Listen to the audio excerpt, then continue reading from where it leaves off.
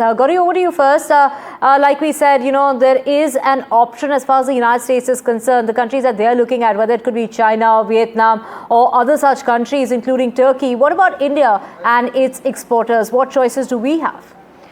In the immediate and in the short term, it does pose some challenges for India, specifically sectors that have high exposure to the American market and also those that are labor intensive. You're talking about gems and jewellery, textiles, shrimp. All these are specific sectors that are likely to be impacted the most in terms of the very sudden and a very high increase that has been made in terms of tariffs for Indian exporters to American shores. That also means that in the immediate, in the short term, there will be some amount of calibration that exporters will also have to do in terms of bringing down their production levels right now. Already we are seeing those some movements there coming in from both Noida and Surat in terms of several large textile factories looking in the immediate term to reduce their production till the time there is visibility on how this is likely to pan out. Also, there is expectation that to cushion the impact right now, till talks continue, till trade negotiations continue, the government may look at extending some sort of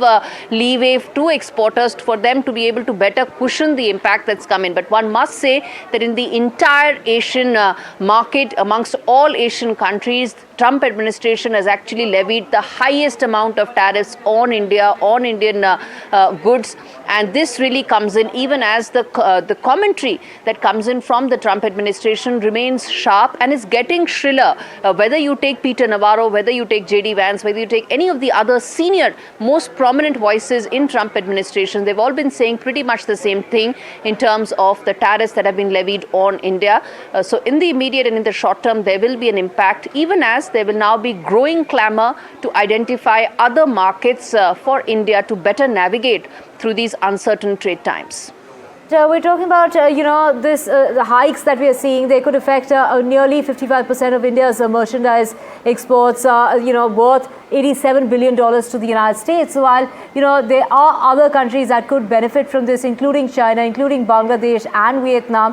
Where does this leave the exporters? Because even though there might be some sort of cushioning, a lot is riding on the exports, particularly of garments, of gems, of shrimps, the industries that we've been speaking about.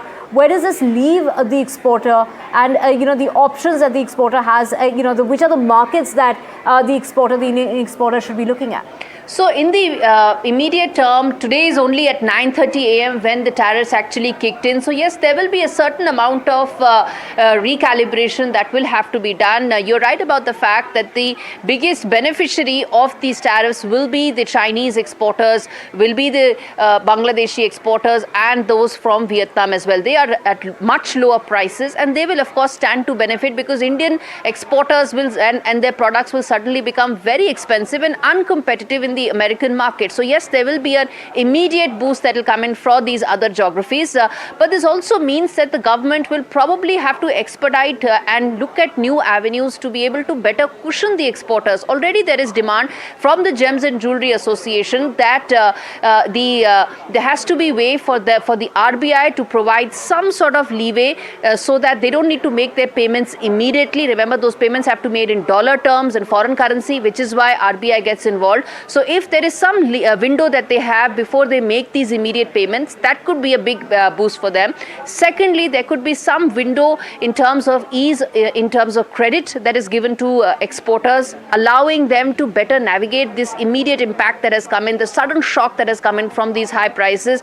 And at the same time, at the government level, there will have to be a greater effort to identify alternate markets. UK FTA, we've already signed.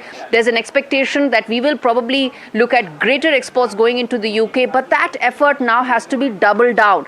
Along with that, it could be EU and East Asian. Those could be some of the other markets where focus and priority will be done to ensure that about $45 billion is the immediate impact of these exports going high and becoming costly. That gets absorbed in several of these markets. But yes, that's a 1 to 4 months kind of a scenario. Till then, the pressure will continue. Right, from almost $87 billion down to a little under $50 billion is what we're expecting for the year 2026. Rishabh, we know what this means for India. What does this mean for the US? And is the US even equipped to take on this, as far as labor-intensive, jobs are concerned? Are they equipped to even make things as far as the things that we make here in India and export? Can they even, manufacture? Are they even equipped? Do they have those kind of warehouses, those kind of infrastructures and those facilities in the first place? Right. So these sort of tariffs, the way the exemptions have come in on especially pharma and electronics, now those are to be looked at with that lens, like you pointed out. India is a very, very large supplier of generic medicines to the US. Roughly 40% of all generic medicines that are sold in the US are actually made here. So very carefully, US has managed to not put any tariffs on pharma. And the clear reason is that the sort of capacity that India has in terms of generics manufacturing, the US will take at least a couple of years if it wants to onshore any of the pharma production that India has. So clearly that has been left out of the tariff ambit. You've seen electronics. Remember, Apple has shifted a large chunk of its production to India from China. It has looked at India as an alternate to China in terms of manufacturing. And that also has been kept out of this tariff ambit. So it is a very strategic move from the US to not have its key imports like pharma and smartphones not come under this tariff blanket, but it has chosen to hit India where it hurts the most, which is the labor-intensive sectors. You have textiles, you have gems and jewellery. Those are the two most sorely hit ones with these fresh 50% tariffs. Remember, India's engineering goods have also been continued to be hit because there has been a sustained tariff of 25% on iron, steel, and copper that has been going on for a while. So this is very strategic coming in from the US. What it is also, it is a leverage tactic, given the fact that there have been very large concessions made in other trade deals like South Korea and Japan, in Cambodia, in Philippines, Indonesia. All of them have made very large concessions to the US in terms of market access. So that is something that India has actually managed to avoid. Rishabh, let's just also get more details on this with our colleague Vishnu Som, who's joining us to break it down further for us. I think let's reflect on the fact that this is a real low in the India-US strategic partnership. On the one hand, you've got these 2+2 talks at the level of bureaucrats continue. These are to ensure that the military relationship and the foreign relationship continues. It remains on track. But while that may be the case, if you've got at 9:31 a.m., in other words, about half an hour back, these tariffs, the additional 25% coming into play against India, which has now been slapped by 50% tariffs by one of our closest partners, then, it really does raise questions on just where the relationship stands presently. And it is a new low. I don't think there's any doubt about it. It came as an incredible surprise to India at a time when we were about to close, it appears, a trade deal with the United States, to suddenly get this punishment, as it were, for our continued import of Russian oil, something which the US earlier on never really objected to. That's what New Delhi says.